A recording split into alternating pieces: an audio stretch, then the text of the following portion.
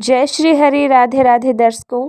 माघ मास के कृष्ण पक्ष की एकादशी को छठतिला एकादशी कहा जाता है।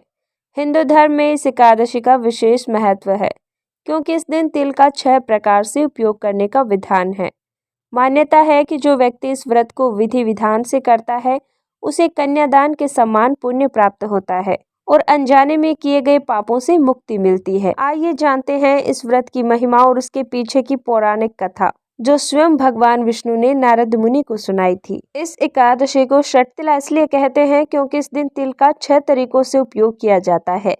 तिल मिश्रित जल से स्नान करना, तिल का उबटन लगाना, तिल का हवन करना, तिल मिश्रित जल का तर्पण और तिल का भोजन और तिल का दान करना। शास्त्रों के अनुसार जितना तिल का दान किया जाता है उतने ही 1000 वर्ष तक मनुष्य स्वर्ग में स्थान पाता है। आइए छठतिला एकादशी की व्रत कथा आरंभ करते हैं। प्राचीन काल की बात है, एक ब्राह्मणी भगवान विष्णु की परम भक्त थी। वह सदैव व्रत, पूजा पाठ और भक्ति में लीन रहती थी। उसने अत्यंत कठिन तपस्या और कई उपवास किए जिससे उसका शरीर तो शुद्ध हो गया, लेकिन वह एक बहुत ही बड़ी भूल कर बैठी। वह ब्राह्मणी दान पुण्य तो करती थी, लेकिन उसने कभी अन्न का दान नहीं किया था। वह देवताओं की पूजा तो करती थी, लेकिन किसी भूखे को भोजन कराने में उसका मन नहीं लगता था। भगवान विष्णु ने सोचा कि यह ब्राह्मणी वैकुंठ में तो आ जाएगी, लेकिन अन्नदान के बिना इसे वहां तृप्ति कैसे मिलेगी।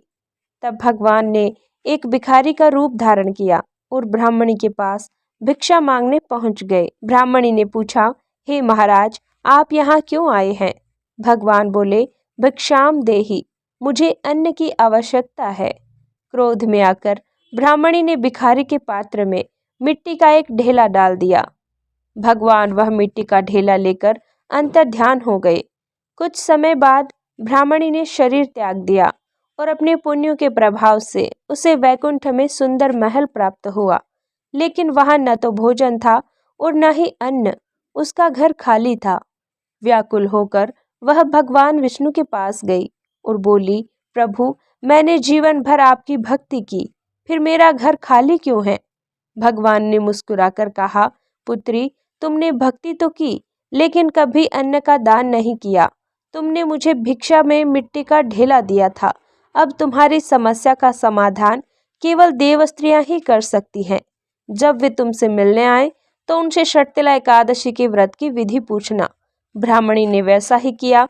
देव स्त्रियों के बताए अनुसार उसने माघ मास की छठतिला एकादशी का व्रत किया और विधि पूर्वक तिल का दान किया। व्रत के प्रभाव से उसका महल धन धान्य और अन्न से भर गया और उसे मोक्ष की प्राप्ति हुई। छठतिला एकादशी की ये कथा हमें सिखाती है कि भक्ति के साथ साथ परोपकार और दान का भी जीवन में बड़ा महत्व है।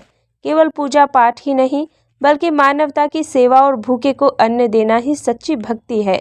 भगवान विष्णु आपकी सभी मनोकामनाएं पूरी करे। हे भगवान विष्णु, जिस प्रकार आपने ब्राह्मणी को मोक्ष प्रदान किया, उसी प्रकार कहानी कहते सुनते हुंकारा भरने वाले को मोक्ष प्राप्ति का आशीर्वाद देना। जय श्री हरि।